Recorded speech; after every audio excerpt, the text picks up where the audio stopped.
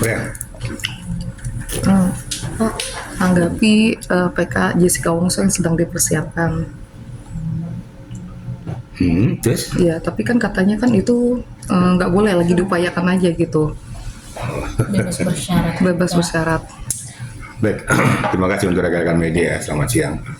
Jadi kalau berbicara masalah Jessica Wongso ya, ini memang sudah terus bergulir terus ya. Inilah hukum kita di Indonesia ini gitu.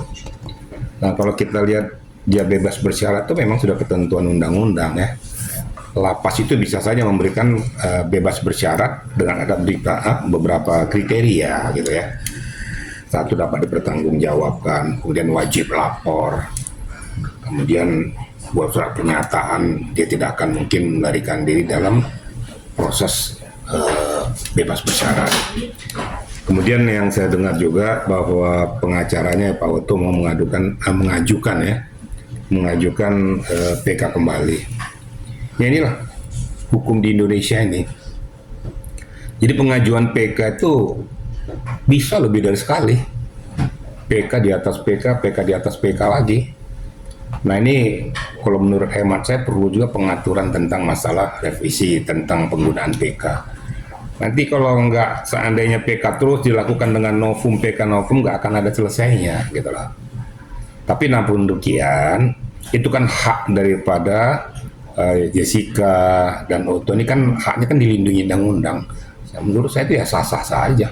Nggak ada hal yang tabu di dalam mengajukan PK untuk wilayah hukum di Indonesia. Negara lain mungkin berbeda ya. Kira-kira begitu untuk menanggapi PK itu. Saya nggak bisa terlalu menungkit untuk menanggapi tajam, karena itu memang hak mereka untuk mengajukan PK kembali. Ya mudah-mudahan ya bisa masuk kembali PK tersebut dengan novum-novum yang dapat dipertanggungjawabkan. Kira-kira gitu ya.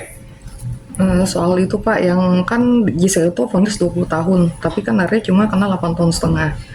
Nah, Pak Oto tuh bilang kan di waktu itu kenapa bisa bebas lebih cepat, karena katanya ada novum.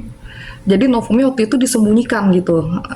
Pas sidang yang waktu sebelum vonis itu ada novum yang disembunyikan oleh seseorang.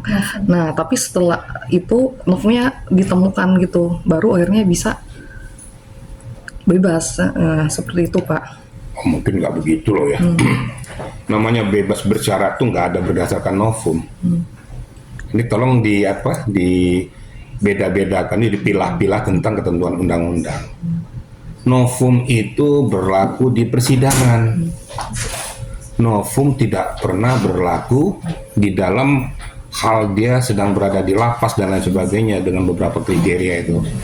Karena novum itu kan dimunculkan pada saat mungkin PK atau mungkin banding dan lain sebagainya.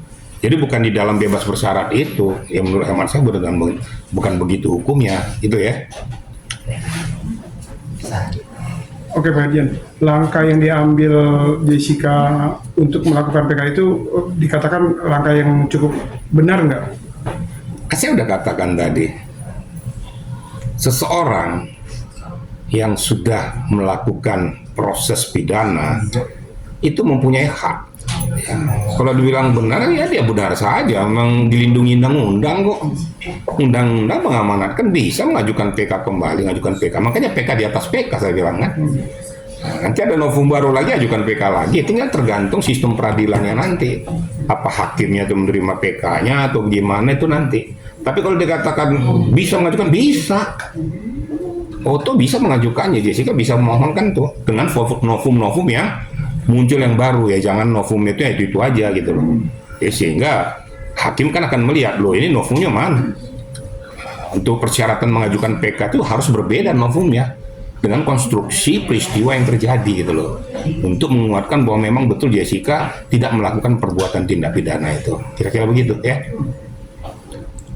Apalagi kira-kira? Cukup ya? Cukup. Tambah itu yuk.